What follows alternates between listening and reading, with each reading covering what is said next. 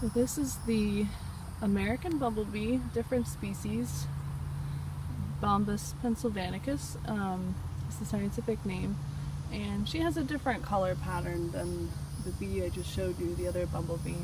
Just a little bit different, but once you've seen them a few times you can tell the difference.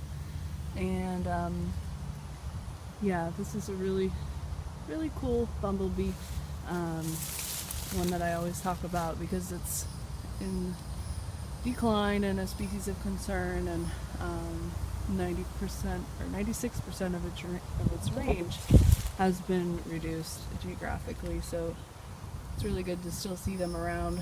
We see them quite commonly on watermelon and on our wildflowers as well. So the bumblebees move somewhat slower than like the megachile for sure, and the melisodes, the longhorn bees. Those guys really move quickly, so it's a little easier to follow them, but still got to be on my toes. So she looks like she's just drinking nectar as well. You can see she kind of sticks her proboscis in there and then moves quickly on. And I don't see that her corbicula are full either of pollen. Normally that would be fairly obvious that her pollen baskets on her hind legs would be bright yellow. Yeah, so she's just drinking nectar. So the bumblebees do actually collect nectar and bring it back to the the colony nest.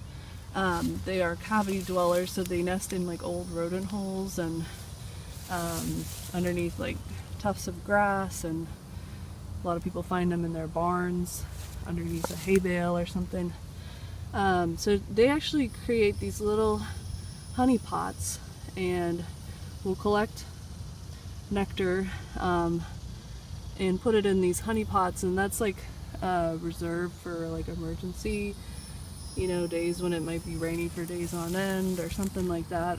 And they are a colony, so there's a few hundred bumblebees in a single colony.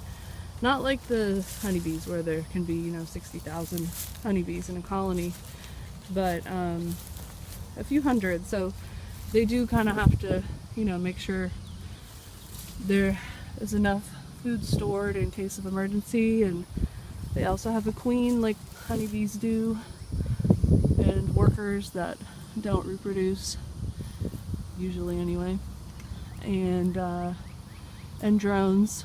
You will typically see the drones, the males, sleeping on flowers at night, or just hanging out on flowers at night because they don't have a home. So the male's job, of course, is just to mate with the queen, and then their job is done. So they don't have the pollen corbicula, the pollen baskets to collect pollen for the brood, and they look quite different. They have a different coloration than the females. They're really beautiful in this species. So she's doing her job. She's moving along and sipping up that nectar, probably for the honey pot and maybe a little for herself.